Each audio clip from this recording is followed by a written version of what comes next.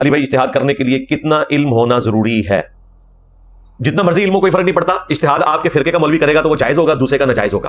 تو علم سے اگر کوئی فرق پڑتا ہوتا تو تقی عثمانی صاحب کے علم کا اجتہاد بریلویوں کو قابل قبول ہوتا. اگر علمی بنیاد ہوتی تو بریلویوں کے مفتی منیب الرحمان کا اجتہاد دیوبندیوں کے عوام الناس کو قبول ہوتا. نہیں قبول. آپ کو پتا ہے ہماری جو اٹامک انرجی کی سائٹس ہیں نا, وہاں اذن عام نہیں ہے. اذن عام جمعے کے لیے ضروری ہے, کوئی بھی بندہ وہاں جا کر نماز ادا کر سکے.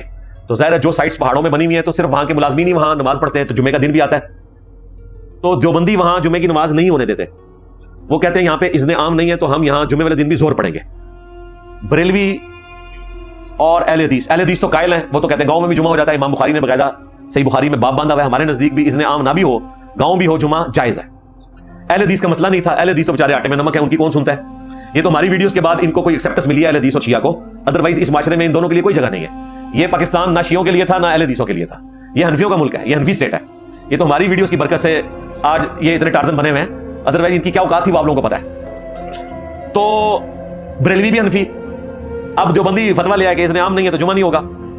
پھر بریلویوں نے رابطہ کیا تو مفتی منیب الرحمان صاحب نے فتویٰ دیا کہ چونکہ سیکورٹی ایشو ہے لہٰذا اذن عام نہ بھی ہو تو جمعہ درست ہے. لیکن حنفی دیوبندیوں نے, حنفی بریلوی مفتی اعظم پاکستان منیب الرحمان کا فتویٰ نہیں مانا ہوا, ان کا اجتہاد قبول نہیں کیا ہوا. قرآن و حدیث تو انہوں نے ماننا ہی نہیں ہے نا. میں تو فتووں کی بات کروں. ہمارے نزدیک تو بخاری مسلم سے ثابت ہے کہ جمعہ ہو سکتا ہے. تو اپنے فرقے کا ایک سگا بھائی, یعنی حنفی بریلوی حنفی دیوبندی سگے بھائی ہیں دونوں. باپ ایک ہے نا. باپ الگ ہو جائے نا پھر جو ہے نا وہ ستیلے بھائی ہوتے ہیں نا. باپ تو ایک ہے, امام حنیفہ.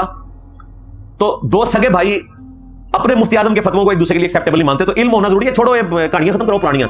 میں تو آ گیا منڈی تو پھڑ لیا. ہاں علم کتنا چاہیے. علم یہ چاہیے کہ تھوڑے فرقے دا ہوئے تو مجتہد ہے, دوسرے دا ہوئے تو جاہل مطلق ہے. بریلویوں کا جو مفتی اعظم ہے وہ دیوبندیوں کے نزدیک مشرک اعظم ہے, اور دیوبندیوں کا مفتی اعظم بریلویوں کے نزدیک گستاخ اعظم ہے. لو سامو